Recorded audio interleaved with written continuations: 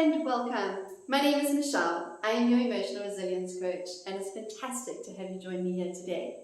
What I like to do is I like to help you feel empowered to move through life creatively, to move through life knowing that you do have a say, to move through life more empowered, that life is just not happening at you, life is happening for you, to give you skills and tools and new thoughts that can help you just better stand in your power and to take that back and to create the life that you want, the life that is going to help you feel like you are thriving and not just surviving the day to day. Alright, so what I would like to chat to you about today is I thought we would talk really quickly about the feeling of I am not enough.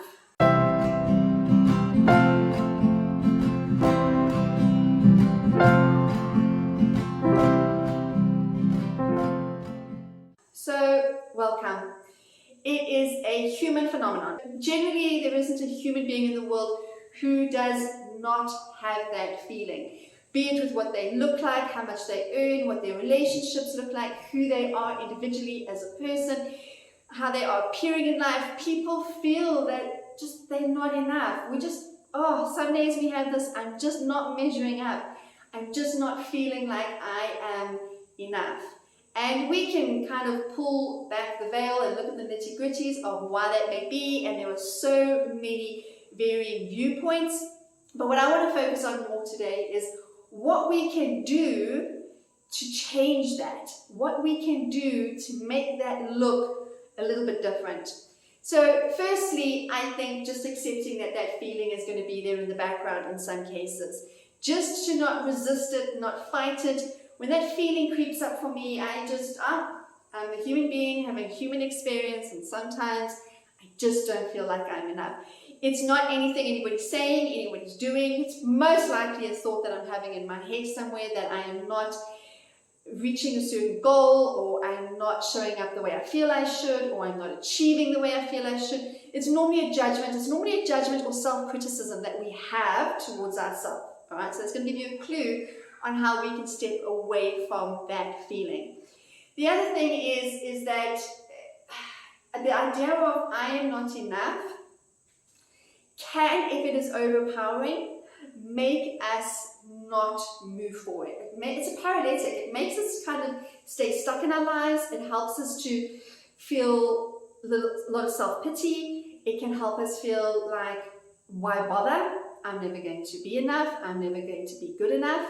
I'm never going to change. I had a client one day on the phone with me who said, almost in a whisper, like it was a secret, I've never felt like I'm a good enough wife, good enough mother, good enough daughter, good enough sister, good enough friend, good enough colleague, good enough employee, good enough whatever. And when she said it, there was a lot of desperation behind her tone and the sense of shame. And I think, again, those of you who know me and are familiar with my work, I always say, well, we need to drop those judgments. We need to drop the shame. Those feelings are very human feelings. When it becomes a paralytic, we need to then address it. But when we resist those feelings and we think there's something wrong with us, or we're bad for having those feelings just compound. They just intensify. They just become that much worse. So we want to just look at the feeling and recognize it for what it is. Notice it and go, yeah, okay, this is what I'm feeling. And then we want to focus on what we can do. And a huge part of moving out of that state of not feeling good enough is building a good, solid relationship with ourselves. A relationship where we love ourselves, we accept ourselves, we are compassionate with ourselves. We don't point fingers at ourselves and critique ourselves or hate ourselves better. So many people that I work with come to me and they have tried and tried and tried to be hard on themselves, to be critical of themselves, to judge themselves, and to hate themselves better. And none of those emotions, none of that energy is going to propel you to be who you want to be, to allow you to stand in your power. It keeps you back. It feels heavy. It feels like you are carrying the weight of the world on your shoulders, and just putting one foot in front of the next is hard, it is exhausting, and it is tiring, and we give up, all right? So I suggest to try a different approach. Be soft with yourself, be gentle with yourself, be kind with yourself, be compassionate with yourself. Take note of all the good about you, the things that you love, the things that make you you, that are just uniquely you, all right? And embrace them. And yeah, that's me. That's what makes me, and I love that. And every human being, there's going to be things we don't like about ourselves. There's going to be things we prefer not to have. There's going to be things that even frustrate us about ourselves. And in those instances, be compassionate, be gentle, be kind.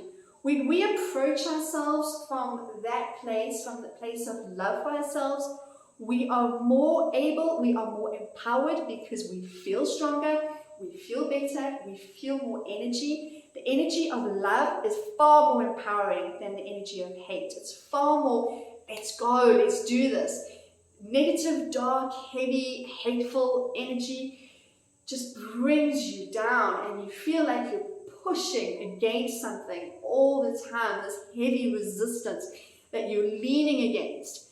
When you have this feeling of acknowledgement of, I'm doing okay, I'm exactly where I'm supposed to be, I've had the exact experience I'm supposed to have, I am experiencing life exactly as I should right now, and you know what? It's okay. Maybe it's not where I want to be. Maybe I don't look like the way I want to look. Maybe I am not achieving quite where I want to. But that's okay. That gentleness, that I love me anyway feeling. And in order to get there, in order to do that, what we want to do is we want to spend time with ourselves. We want to really get to know ourselves. We want to have conversations with ourselves. We want to understand what it is that we really like and what it is we don't like. You know, so often meeting people and speaking to people and listening to conversations, you can pick up really quickly that for some people they say they like things, but do they? Like, if you're going to really think about it, do you like it because you like it? Or do you like it because somebody's told you to like it? Or do you like it because, well, everybody likes it?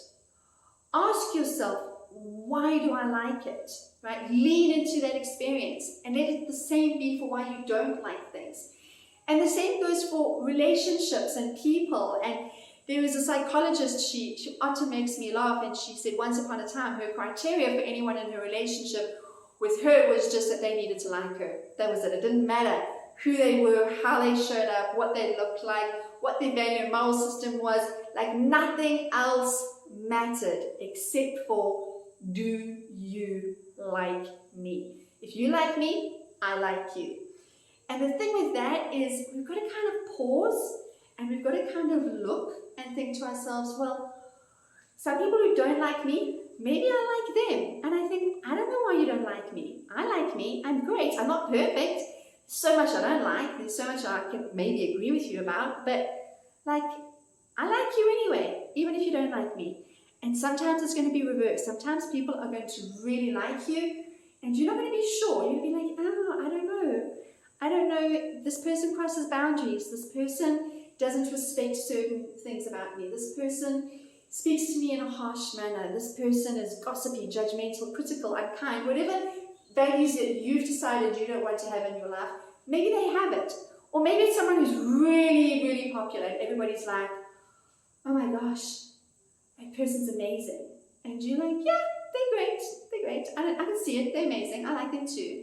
But I'm not wild. I'm not like, oh my gosh, like you are, right?